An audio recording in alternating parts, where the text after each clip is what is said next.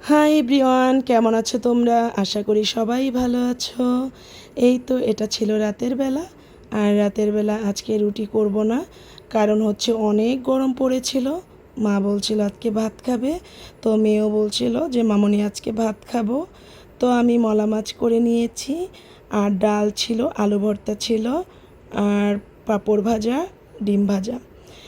মার মেয়ে খেয়ে নিয়েছে, এটা ছিল আমার খাবার। তো আমি নামাজটা শেষ করে এখন খাবারটা খেয়ে নেব, আর তোমাদের সাথে কিছু কথা বলে নেব। অনেকে জিজ্ঞেস করো যে আমি এত আর্লি উঠে কিভাবে কাজকাম করি। তো আমি হচ্ছে রাতে খাবার খেয়ে সব কিছু গুছিয়ে রাখি, আর গোছানো শেষ হলে আমি ফ্রেশ ট্রেশ হয়ে তারপর ঘুমাতে যাই। তো রাতে যদি অনেকটা কাজ গুছিয়ে রাখা যায়, প্রতিটা মেয়েকেই বলবো নিজের লাইফটা নিজে গড়ে নাও, আর নিজের মতো নিজে চলো। এই তো খাবারটা আমি গুছিয়ে নিলাম, এখন আমি খেয়ে সব কিছু ক্লিন করে নিয়েছি। এখন আমি সকালবেলা যেই পানিটা খাবো সেটা আমি ভিজিয়ে রাখবো। আমি পানিটা ভিজিয়ে রাখবো বলতে, পানি তো আর ভিজিয়ে রাখা যায় না। পানির মধ্যে চিয়া সিড আর হচ্ছে তকমাদানা ভিজিয়ে রাখবো। এই তো এখন আমি তকমা দানা দিয়ে দিলাম, আর দিয়ে দিব চিয়া সিড। তো আমি কোনো একদিন মেথি পানি খাই, আরও কিছুদিন অ্যাকচুয়ালি জিরা পানিও আমার খাওয়া হয়। তো আমার মেয়ে মা ড্রাই ফ্রুট খায়, তো আমিও খাই। তো ভিজা বাদামটা আমার মেয়ে খুব অপছন্দ করে, এজন্য মার জন্য আর আমার জন্য ভিজিয়ে রাখি। আর আমি চিয়া সিড আর তকমা দানার পানিটা খাবো, এজন্য এটা ভিজিয়ে রাখলাম। সকালে আমি এইটাই খাবো, কারণ আমি একটা জিনিস মনে করি, নিজেকে যদি সুস্থ রাখতে হয়, নিজে যদি আমি ভালো থাকি, তাহলে না আমার সন্তান, আমার স্বামী, আমার সংসার ভালো থাকবে। এখন আমি বাদামটা ভিজিয়ে রাখলাম। আমি প্রতিদিনের রুটিনে বাদাম আর হচ্ছে এইভাবে পানিটা রেখে দিই, সেটা মেথি পানি হোক বা জিরা পানি হোক বা তকমাদানা চিয়া সিড হোক। এই তো আমি এখানে গুছিয়ে রাখছি, কারণ আমার সকালবেলা যেন আমি ব্রাশ ট্রাশ করে এগুলো খেয়ে নিতে পারি, তারপর আমি কাজ করি। এই তো এখন আমি এগুলো রেখে, তো টিফিন বক্সটাও ক্লিন করে রেখে দিলাম, শুকিয়ে ছিঁড়ে।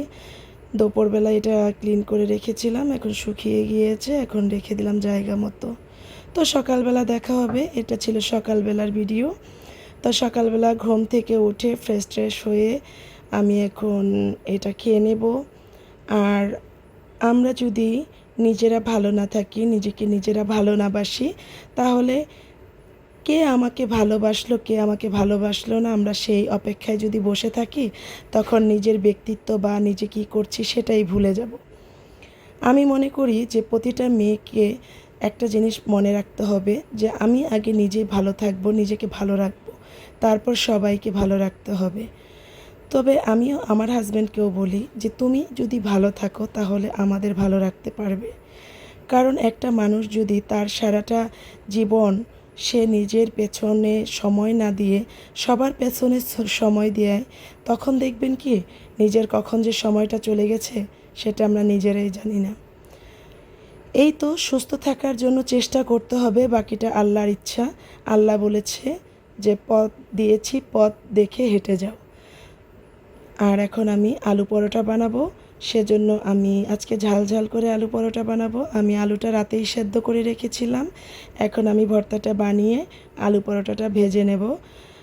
আর এই কথাগুলো বলার একটা কারণ হচ্ছে, আমরা এখন ম্যাক্সিমাম মেয়েরা হচ্ছে যে 18 বছর বা 19 বছরে আমাদের মেয়েগুলো দেখা যায় বাচ্চার মা হয়ে গিয়েছে, বা আমরাও বাচ্চার মা হয়ে গিয়েছি। তখন দেখা যাচ্ছে কি পেছনের লোক যে কিছু বলে সেই কথাগুলোর কারণে আমরা নিজেকে এমনভাবে গুটিয়ে ফেলি, তখন আমাদের ব্যক্তিত্ব ভুলে যাই, আমাদের শখ আহ্লাদ সব কিছু আমরা ভুলে যাই। তখন ওই পেছনের মানুষ কী বলবে সেই কথা ভেবে ভেবে নিজেকে বুড়ি বানিয়ে ফেলি। সেই কথাগুলো না শুনে আমরা যদি মনে করি যে না, আমরা কেন পারবো না, সারা দিন কাজকর্ম করে হলেও নিজেকে জন্য 1 থেকে 2 ঘন্টা সময় নিজের জন্য বের করতে হবে। কেন, নিজেকে কিভাবে গুছিয়ে রাখতে হবে, গুছিয়ে চলতে হবে, নিজের সংসার মেনটেন করতে হবে। আমি বলবো প্রতিটা মেয়েকেই যে তোমরা নিজেকে গুছিয়ে নিজের জীবনটাকে উপভোগ করার চেষ্টা করো। উপভোগ করা মানেই যে নাচ গান বা বাইরে হই হুল্লোড় সেটা নয়। নিজেকে গুছিয়ে চলানো বা নিজে যেটা চাচ্ছ, যেটা করবে সেটা। স্বামী সংসার নিয়ে কিভাবে বাঁচতে হবে, নিজেকে সময় দিতে হবে সেটা। এই তো আমি স্প্রে করে নিয়েছি। এখন আমি পরোটাগুলো ভেজে নেব আর তোমাদের সাথে কথা বলে নিচ্ছি। কারণ আলু পরোটা আমার মেয়ে মা সবাই পছন্দ করে। আজকে আলু পরোটার সাথে রায়তা ছিল আর ছিল হচ্ছে দুধ চা।